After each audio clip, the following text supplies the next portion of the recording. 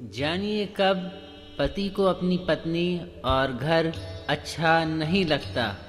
शास्त्रों के अनुसार किसी व्यक्ति के जन्म से मृत्यु तक 16 महत्वपूर्ण संस्कार बताए गए हैं। इन्हीं संस्कारों में से विवाह संस्कार सर्वाधिक महत्वपूर्ण संस्कार है। विवाह के बाद वर और वधू का ही नहीं बल्कि दो परिवारों का जीवन पूरी तरह बदल जाता है। अधिकांश परिस्थितियों में विवाह पति पत्नी दोनों को ही सुख और समृद्धि प्रदान करता है, लेकिन कुछ लोगों के लिए शादी परेशानियों का कारण भी बन जाती है। किसी पत्नी के लिए पत्नी कब समस्याओं की वजह बन जाती है, आचार्य चाणक्य इस बारे में क्या कहते हैं, आइए देखते हैं।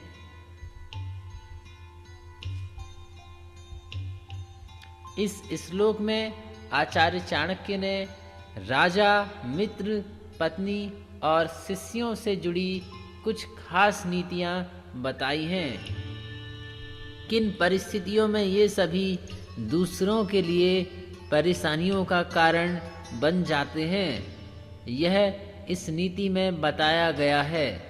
यदि किसी व्यक्ति का मित्र जरूरत के समय धोखा दे देता है, मुश्किल समय में मदद नहीं करता और दुष्ट स्वभाव का है, तो वह कभी भी अन्य मित्रों का मन नहीं मोह सकता। यदि किसी व्यक्ति की पत्नी सद्गुणों वाली और पति की सहायता करने वाली होती है, तो वह इंसान जीवन में कई उपलब्धियां हासिल करता है। इसके विपरीत यदि किसी व्यक्ति की पत्नी दुष्ट स्वभाव की है, तो ऐसे पति कभी सुखी नहीं हो सकते।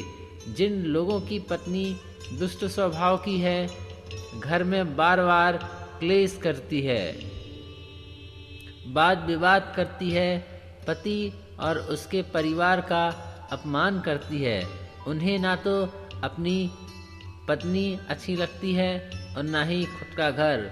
ऐसे लोग अधिकांश समय घर से बाहर रहने की ही कोशिश करते हैं। आचार्य कहते हैं कि यदि कोई राजा प्रजा का सुख ना देखते हुए स्वयं के सुख को अधिक महत्व देता है, तो वह राजा राज्य करने योग्य नहीं है।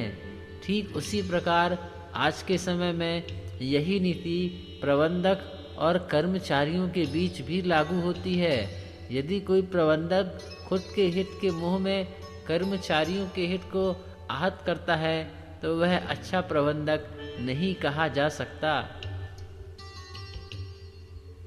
आचार्य कहते हैं कि यदि कोई गुरु किसी मूर्ख और खोटे शिष्य को शिक्षा देता है, तो उसे कभी भी समाज में मान सम्मान प्राप्त नहीं हो सकता।